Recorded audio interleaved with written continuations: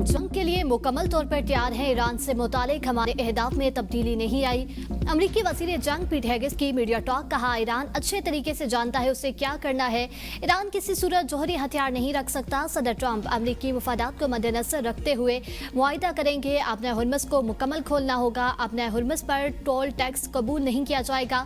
पाकिस्तान अमरीका का मुखलिस दोस्त है। वज़ीर आज़म पाकिस्तान और फील्ड मार्शल अमन मुज़ाकरात में शानदार किरदार अदा कर रहे हैं। ईरान से जो भी डील होगी अच्छी होगी। चीन की तेज रफ्तार फौजी तरक्की पर जायज तशवीश पाई जाती है। एशियाई इत्तेहादी मुमालिक चीन की बढ़ती हुई ताकत का मुकाबला करने और खित्ते में उसकी बालादस्ती को रोकने के लिए अपने दिफाई अखराजात में इजाफा करें। इत्तेहादी मुमालिक के एक मजबूत और ज्यादा खुद मुख्तार नेटवर्क ताकत के तवाज़ुन को बरकरार रखने के लिए जरूरी है। अपने हुर्मुज़ में अमरीकी नाकाबंदी जारी है। ईरान ने हमेशा मुज़ाकरात और सिफारतकारी को मौका दिया। अमरीका को भी हकीकी अज़्म दिखाना होगा। ईरानी सदर मसूद पज़ेश्कियान की अमीर कतर तमीम बिन हमद अल सानी से टेलीफोनिक रब्ता। कहा, ईरान एक बाइज़्ज़त फ्रेमवर्क का ख्वाहा है। पायदार अमन के लिए बाहिमी एतमाद और संजीदा मुज़ाकरात नागुज़ीर है। मुशीर ईरानी सुप्रीम लीडर मोहसिन रज़ाई कहते हैं, अमरीकी सदर तीसरी बार सफारतकारी से गद्दारी कर रहे हैं। अमरीका ने मुज़ाकरात में बहुत ज़्यादा सख्त मुतालिबात रखे हैं। अमरीका डील नहीं चाहता, उसके मुकासद कुछ और हैं। व्हाइट हाउस सिचुएशन रूम में अहम इजलास में नतीजा खत्म। ट्रंप ईरान से जंगबंदी में तोसी के मुआहदे पर फैसला न कर सके। अमरीकी अखबार न्यूयॉर्क टाइम्स के मुताबिक इजलास 2 घंटे जारी रहा। व्हाइट हाउस ने तफसीलात जारी नहीं की। कहा, ट्रंप सिर्फ इसी मुआहदे को कबूल करेंगे जो अमरीकी शराइत पर पूरा उतरे। सदर ट्रंप ने ईरान की बहरी नाकाबंदी खत्म करने का ऐलान किया था। कहा था, अपने हुर्मुज़ में फंसे जहाज घर वापस जा सकते हैं। अपने हुर्मुज़ से तमाम आबी बारूदी सुरंगें खत्म की जाएंगी। ईरान की न्यूक्लियर डस्ट अमरीका निकालेगा। ये काम ईरान और IAEA के ताउन से होगा। ईरान को यकीनी बनाना होगा कि वो कभी जोरी हथियार हासिल नहीं करेगा।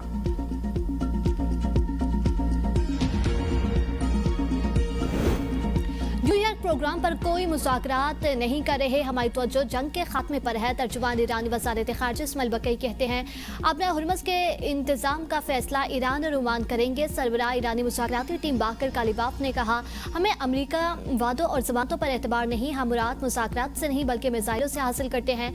हमारे लिए सिर्फ अमली इक़दामात ही असल मयार है। मुखालिफ लीग से पहले हमारी तरफ से कोई इक़दाम नहीं किया जाएगा। ईरानी खबर एजेंसी के मुताबिक मफाहमती यादाश्त में ईरान के मुंजमद असासों में से $12 अरब की अदायगी लबनान में मुकम्मल जंगबंदी शामिल है।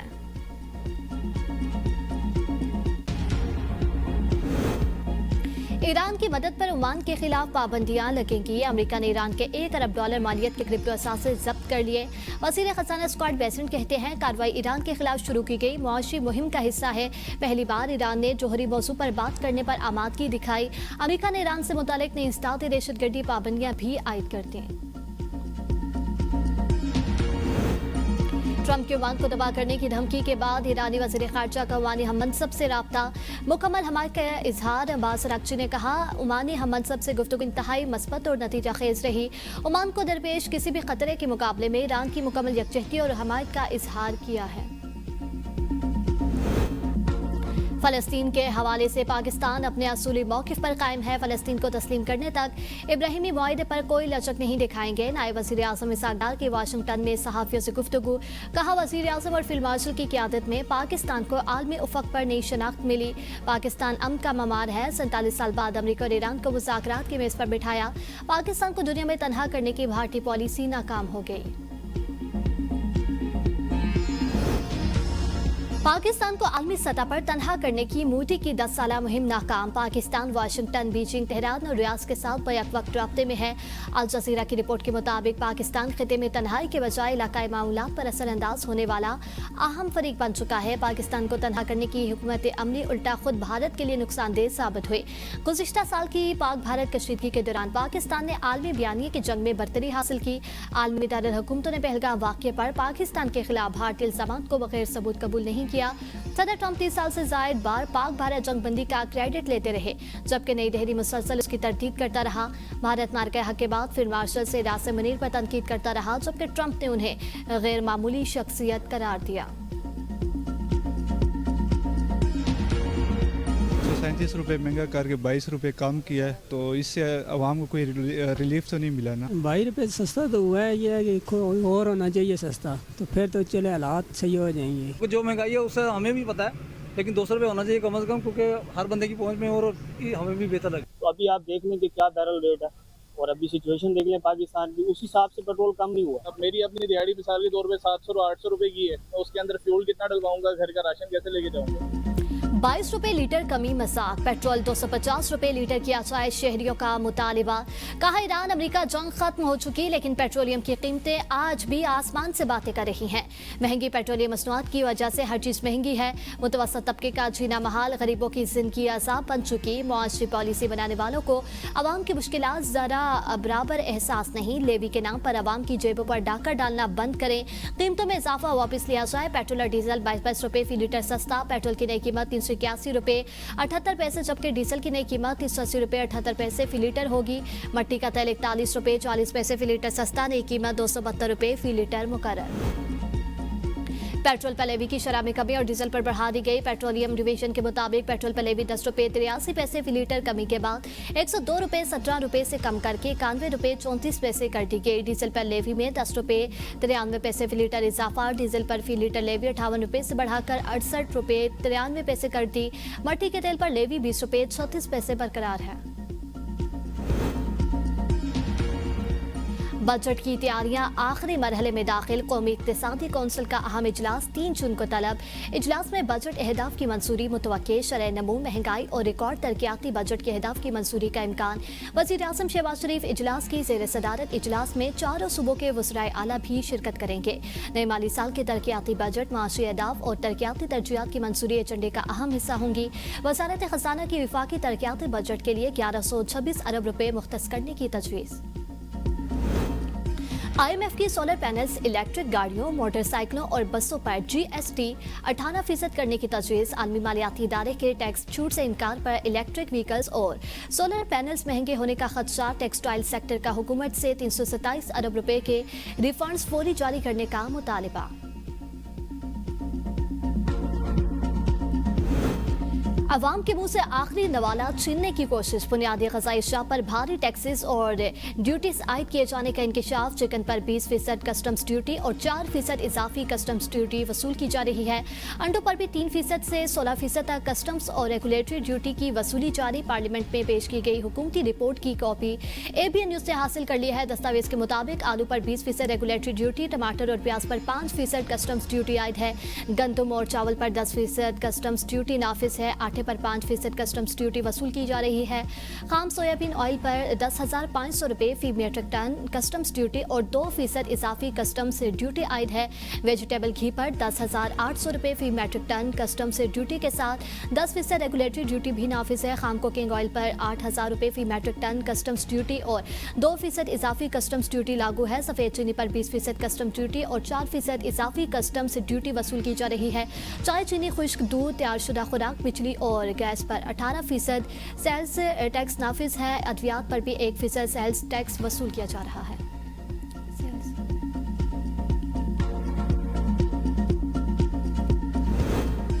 पाकिस्तान में फ्री लॉन्सिंग के जरिए आमदन में 49% रिकॉर्ड इजाफा। रवां माली साल के इख्तिताम तक फ्री लॉन्सिंग के जरिए हासिल होने वाली आमदन $1 अरब तक पहुंच जाएगी। स्टेट बैंक ऑफ पाकिस्तान के जारी एदाद शुमार के मुताबिक रवां माली साल के पहले 9 माह के दौरान पाकिस्तानियों ने फ्री लॉन्सिंग के जरिए $95 करोड़ मालियत का गैर मुल्की ज़र मुबादला कमाया। साबिक स्पीकर और रहनुमा PTI असद कैसर को स्कर्दू जाने से रोक दिया गया। एयरपोर्ट पर रुकावटों के बायस असद कैसर वापस घर आ गए। मीडिया से गुफ्तगू में कहा, ये चाहते हैं सबकी फ्लाइट्स रह जाएं और हम पहुंच ना पाएं। पता नहीं ये कैसे मुल्क चला रहे हैं। नून लीगी रहनुमा ख्वाजा सारफी की भी ट्रैफिक जाम के बायस स्कर्दू की फ्लाइट मिस हो गई। लीगी रहनुमा बरहम कहा, रावलपिंडी पुलिस ने एयरपोर्ट जाने वाली तमाम ट्रैफिक जाम कर रखी थी। ट्रैफिक रोकने की कोई माकूल वजह बयान नहीं की गई। बेहिस्सी और नालायकी की भी कोई हद होती है।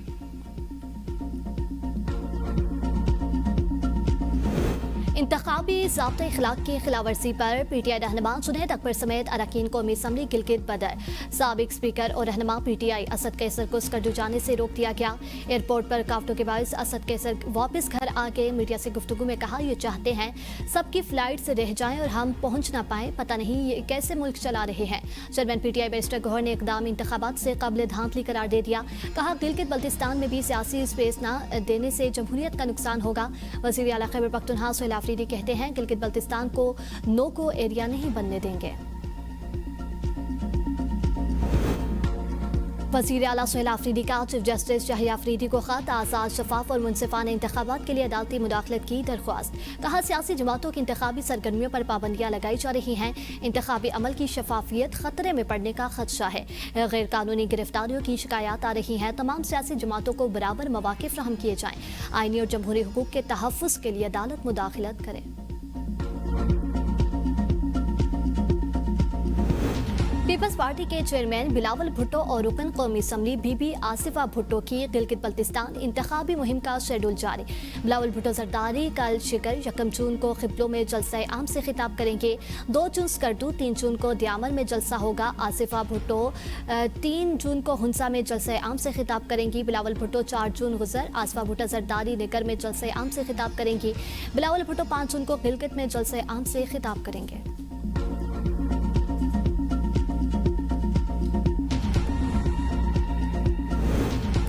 गिलगित बल्तिस्तान असम्बली इंतखाबात में 394 उम्मीदवार किस्मत आजमाएंगे। आसाद उम्मीदवारों की तादाद 266।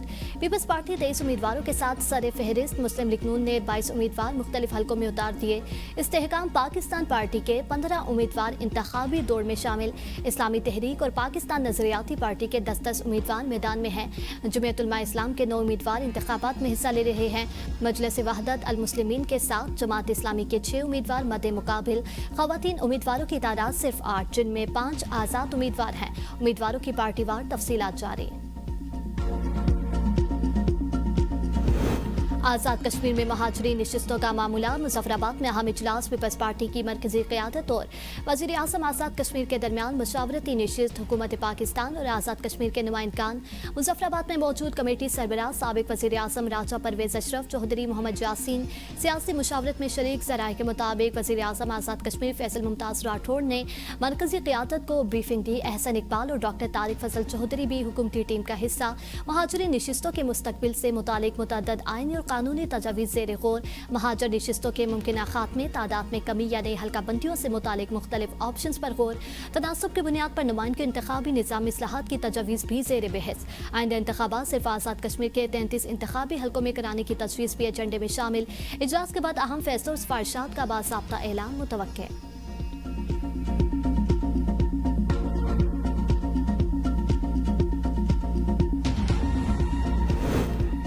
दहशतगर्दी जैसे चैलेंजेस से निपटने में कानून नाफिज करने वाले इदारों का किरदार बुनियादी अहमियत का हामिल है। जराइम पेशा अफराद से निपटने के लिए सिंध पुलिस इदारों के साथ मिलकर काम कर रही है। अमन बरकरार रखने में सिंध पुलिस की बहादुरी, आज़म और लगन गैर मुतसलसल है। वज़ीर आला सिंध मुराद अली शाह का DSPs की पासिंग आउट परेड की तकरीब से खिताब। कहा, सिंध पुलिस के शोहदा हमारा फ़ख्र हैं। पुलिस अफसरान ने जज्बे और लगन से इदारे, मुल्क और आवाम के लिए खिदमत अंजाम देनी है।